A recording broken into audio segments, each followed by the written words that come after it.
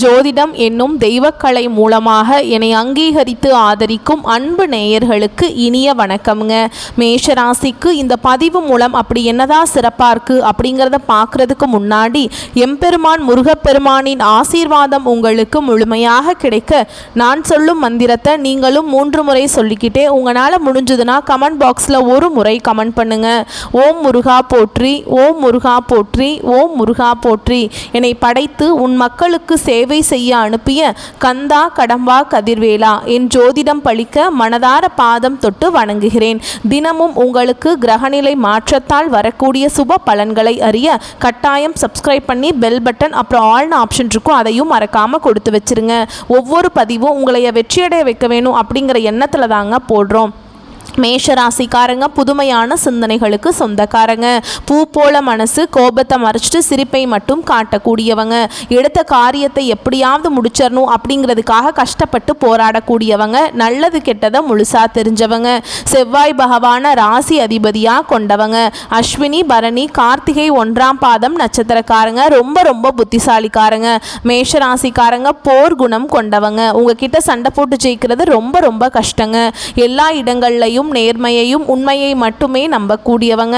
உங்களுக்கு சொந்தமோ பந்தமோ அது தப்புனா அது தப்பு தான், வெட்டு 1 துண்டு 2ன்னு பேசக்கூடியவங்க. உங்களை ஒருத்தர் பஞ்சாயத்து கூட்டிகிட்டு போகிறார் அப்படின்னா நீங்கள் கூட்டிகிட்டு போகிறவர் பக்கம் சப்போர்ட் பண்ண மாட்டீங்க. எந்த தரப்பில் நியாயம் இருக்குதோ அங்கே தான் நீங்கள் சப்போர்ட் பண்ணுவீங்க. உண்மை நியாயத்துக்கு மட்டுமே என்னைக்குமே கை கொடுப்பீங்க. உண்மைக்கு புறம்பாக எந்த ஒரு விஷயத்தையுமே செய்ய மாட்டீங்க.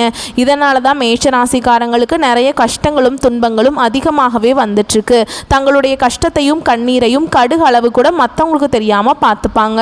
இதனால் பார்க்குறவங்க எல்லாருமே மேஷராசியா இவங்களுக்கு என்னப்பா சூப்பராக இருக்காங்க, இவங்களுக்கு என்ன குறைச்சல் அப்படின்னு தான் நினச்சிட்ருக்காங்க. ஆனால் சாப்பாட்டுக்கு கூட கஷ்டப்படுறது உங்களுக்கு மட்டும்தாங்க தெரியும். கஷ்ட காலத்தில் திரும்பி பார்க்க கூட ஆள் கிடையாது. ஏதோ தட்டு தடுமாறி எந்திரிச்சு நிற்கிறப்போ உங்களை குறை சொல்கிறதுக்குனே நிறைய பேர் தேடி வருவாங்க. உங்கள் சொந்தக்காரங்க நண்பர்களுக்கு ஒரு தேவை இருக்குதுன்னா மட்டும்தான் உங்ககிட்ட வருவாங்க. அந்த தேவை முடிஞ்ச உடனே உங்களை தூக்கி போட்டுருவாங்க. மறுபடியும் அவங்க உங்ககிட்ட உதவின்னு கேட்பாங்க. அவங்க உங்களுக்கு முன்னாடி பண்ண துரோகத்தை எல்லாமே மறந்துட்டு மீண்டும் அவங்களுக்காக உதவி செஞ்சு ஏமாற கூடியவங்க தான் நீங்க. வாழ்க்கையில எப்படியாவது முன்னேறணும் அப்படிங்கிறதுக்காக கஷ்டப்பட்டு உழைக்கக்கூடியவங்க தான் மேஷராசிக்காரங்க. கடந்த காலகட்டங்களில் தங்களுடைய வாழ்க்கையில நீங்க நல்லது நடக்க போகுதுன்னு நினைச்சிட்டு இருந்திருப்பீங்க. ஆனா உங்களுக்கு அந்த டைம்ல ஒரு மிகப்பெரிய ஏமாற்றம் தான். புதுசா ஒரு சில பிரச்சனைகளும் கஷ்டங்களும் தானாகவே உங்களை தேடி வந்திருக்கும். மேஷராசிக்காரங்க சொந்த பந்தத்தை இழந்தாங்க, சொத்துக்களை இழந்தாங்க, தனக்கு நெருக்கமா இருக்கக்கூடிய உறவுகளையுமே இழந்தாங்க. கடைசியா நான் மட்டும்தான் எல்லாத்தையுமே இழந்துட்டு நிக்கிறதா இருக்குது, எனக்கு உயிர் வாழவே பிடிக்கலன்னு சொல்லிட்டு இருக்காங்க. இதுக்கு மேலே என்னால் வாழவே முடியல சாமி, தயவு செஞ்சு என்னை உன் கூடையே கூட்டிகிட்டு போயிரு. நான் இவ்வளவு கஷ்டப்பட்டதுக்கப்புறம் எனக்கு வாழ்க்கையில் வாழணுங்கிற எண்ணம் சுத்தமாகவே போயிருச்சு. உங்கள் மனசில் கவலையும் துன்பமும் தாங்க அதிகமாகவே இருக்குது.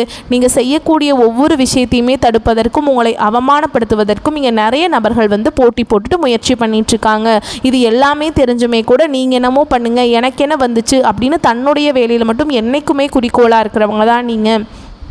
ஏன் எனக்கு மட்டும் ஏன் இவ்வளவு கஷ்டம் வருது, என்னோட வாழ்க்கையில் நான் யாருக்குமே கெடுதலையோ கஷ்டத்தையோ துன்பத்தையோ கொடுத்ததில்லை, எனக்கு மட்டும் ஏன் இந்த மாதிரி எல்லாம் நடந்துட்டுருக்கு அப்படின்னு தான் நிறைய மேஷராசிக்காரங்க சொல்லிட்டு இருக்கீங்க. உங்களுக்கு ஒரு பிரச்சனைங்கிறது வரும், அது கொஞ்ச நாள் இருக்கும், அதுக்கப்புறம் அந்த பிரச்சனை போயிடும். இந்த மாதிரி பிரச்சனை வரும் போகும் அப்படிங்கிற நிலைமையில தான் முக்காவாசி மேஷராசிக்காரங்க இருக்கீங்க. நீங்கள் என்னதான் பிரச்சனையை தவிர்த்தாலும் ஏதாவது ஒரு சூழலில் உங்களை நோக்கி பிரச்சனையும் கஷ்டமும் வந்துக்கிட்டு தாங்க இருக்குது.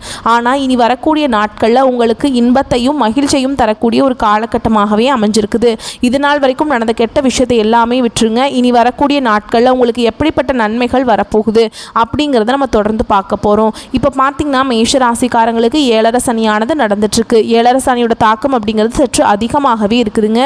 இருந்தாலுமே கூட உங்களுக்கு இப்போ இந்த சனி பகவானுடைய வக்ர பயிற்சி மூலமாக சனி பகவான் கொஞ்சம் ஒரு சில மாறுதல் எல்லாமே உங்கள் வாழ்க்கையில் செய்ய போகிறார்.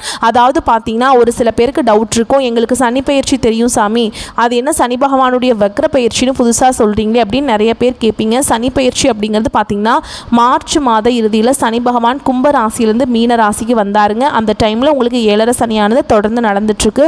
இப்போ பார்த்தீங்கன்னா சனி பகவானுடைய வக்ர நிவர்த்தி ஆயிருக்குங்க. அது என்ன அப்படின்னு பார்த்தீங்கன்னா இத்தனை நாளாக மைனஸாக செயல்பட்ட சனி பகவான் இனி வரக்கூடிய நாட்களில் ஒரு 5-6 மாதங்களுக்கு முழுவதுமாக ப்ளஸ்ஸாக செயல்பட போகிறார். இந்த ஒரு 4-5 மாதங்களை பொறுத்த வரைக்கும் பார்த்தீங்கன்னா உங்களுக்கு இந்த 7.5 சனியோட தாக்கம் அப்படிங்கிறது முழுவதுமாகவே குறைந்து போயிடும். இதன் இதன் மூலமாக நல்ல ஒரு முன்னேற்றத்துக்கு விரைவில் மேஷராசிக்காரங்க அடி எடுத்து வைக்க போகிறீங்க. அது மட்டும் இல்லாமல் உங்களுக்கு கடந்த காலகட்டங்களில் நீங்கள் எதையெல்லாமே உங்கள் வாழ்க்கையில் இழந்துட்டு கஷ்டப்படுறீங்களோ அது அனைத்தும் இந்த நாட்களுக்குள்ளே கண்டிப்பாக திரும்ப பெறக்கூடிய வாய்ப்புகளும் அதிகமாகவே உள்ளது. அதுக்கப்புறம் பார்த்திங்கன்னா உங்களுக்கு சுக்கிர பயிற்சியானது ஸ்டார்ட் ஆகிடுச்சு. சுக்கிர பயிற்சி அப்படிங்கிறது பொது பலன்களாகவே இருந்தாலுமே கூட 12 ராசிக்கு நல்ல ஒரு முன்னேற்றத்தை தரும். அதுலேயும் குறிப்பாக மேஷ ராசிக்கு கண்டிப்பாக நல்ல ஒரு முன்னேற்றத்தை சுக்கிர பகவான் நிச்சயமாக உங்களுக்கு செய்து தரப்போகிறார். அதுக்கப்புறம் பார்த்திங்கன்னா இந்த வருட கிரகங்களுடைய மாற்றங்கள் மூலமாக குரு பெயர்ச்சியோட பலன்கள் இத்தனை நாட்களாக மேஷராசிக்கு மட்டும் கிடைக்காம இருந்தது. இனி இந்த வருட கிரகங்களுடைய மாற்றங்கள் மூலமாக குரு பெயர்ச்சியோட பலன்கள் முழுமையாக கிடைக்க போகுது. பொருளாதாரத்தில் நீங்கள் யாருமே நினச்சி பார்க்காத அளவுக்கு மேஷராசிக்காரங்க அந்த அளவுக்கு உயரத்துக்கு போக போகிறீங்க. ஏன்னா அப்படிப்பட்ட மாறுதல் பார்த்திங்கன்னா உங்கள் வாழ்க்கையில் விரைவில் வரப்போகுது. கடந்த காலகட்டங்களில் நல்ல ஒரு வேலைங்கிறது கிடைச்சிருக்காது. ஏதோ ஒரு கிடைக்கிற வேலைக்கு ஒரு 10,000 சம்பளத்துக்கோ 15,000 சம்பளத்துக்கோ குடும்ப கஷ்டத்துக்காக பிடிக்காத ஒரு வேலையை இப்போ செஞ்சுட்டு இருந்திருப்பீங்க. நீங்கள் படித்த படிப்பு எல்லாம் 2 டிகிரி படிச்சிருப்பீங்க. ரொம்ப ஹையர் குவாலிஃபிகேஷனில் இருக்கிற மக்களாமே இருந்தால் கூட வேறு வழியே இல்லாமல் குடும்ப கஷ்டத்துக்காக இந்த வேலை தான் நான் செஞ்சாகணும் அப்படிங்கிற நிலைமைக்கு தள்ளப்பட்டிருப்பீங்க. இனி வரக்கூடிய நாட்களில் நீங்கள் ஒரு அரசாங்க வேலைக்கு ட்ரை பண்ணாலும் சரி, இல்லை ஒரு ஐடி ஜாபோ, ப்ரைவேட் ஜாபோ, பேங்க் ஜாபோ, நீங்கள் எங்கே வேலைக்கு ட்ரை பண்ணாலும் அந்த ஜாப் அப்படிங்கிறது உங்களுக்கு நிச்சயமாக கிடைக்க போகுதுங்க. கோர்ட்டு கேஸுன்னு ரொம்ப நாட்களாக அலைஞ்சிட்ருக்க நபர்களுக்கு விரைவில் உங்களுக்கு சாதகமாகவே தீர்ப்பு வரும். சொத்து பிரச்சனையும் உங்களுக்கு சாதகமாகவே முடியும். சனி பகவானுடைய பார்வை உங்களுக்கு நேரடியாகவே இருக்குது. இதன் மூலம் வருமானம் அப்படிங்கிறது பல வழிகளில் வரும். தொழில லாபம் சற்று அதிகமாகவே கிடைக்கும். அரசியல் அதிகளை பொறுத்த வரைக்கும் புதிய பொறுப்புகள், புதிய பதவிகள் எல்லாமே தானாகவே உங்களை சேரும். ராகுவால உங்களுடைய செல்வாக்கு உயரும், உடல் ஆரோக்கியம் மேம்படும், சங்கடங்கள் நீங்கும். மறைமுகமாக உங்கள் தொழில் வாழ்க்கையிலும் சரிங்க, இல்லற வாழ்க்கையிலும் சரி நிறைய நபர்கள் தொல்லை கொடுத்துருப்பாங்க. இனி அவங்களுடைய தொந்தரவுங்கிறது முழுவதுமாகவே இருக்காது. கடந்த காலகட்டங்களில் நீங்களும் ஒரு கம்பெனியில் இரவு பகல் பார்க்காம உழைச்சிட்டு இருந்திருப்பீங்க. உங்களுடைய சொந்த கம்பெனியாக நினச்சி வேலை செஞ்சுருப்பீங்க. ஆனால் உங்களுக்கு இது நாள் வரைக்கும் சரியான ஒரு அங்கீகாரம் அப்படிங்கிறது கிடைச்சிருக்காது. உங்களுக்கு அப்புறம் வேலைக்கு வந்திருப்பாங்க.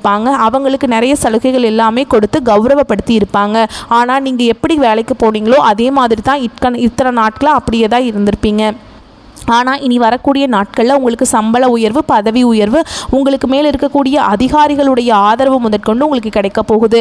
இனி உங்கள் வார்த்தைக்கு மதிப்பு மரியாதை கிடைக்கும். அந்தஸ்தில் நீங்கள் எதிர்பார்த்த உயர்வுக்கு போக போகிறீங்க. இனி நினச்சது எல்லாமே நடக்கும். தொழில் வியாபார தடைகள் அனைத்தும் விலகும். லாபம் அதிகமாக கிடைக்கும். முன்னேற்றம் உண்டாகும்.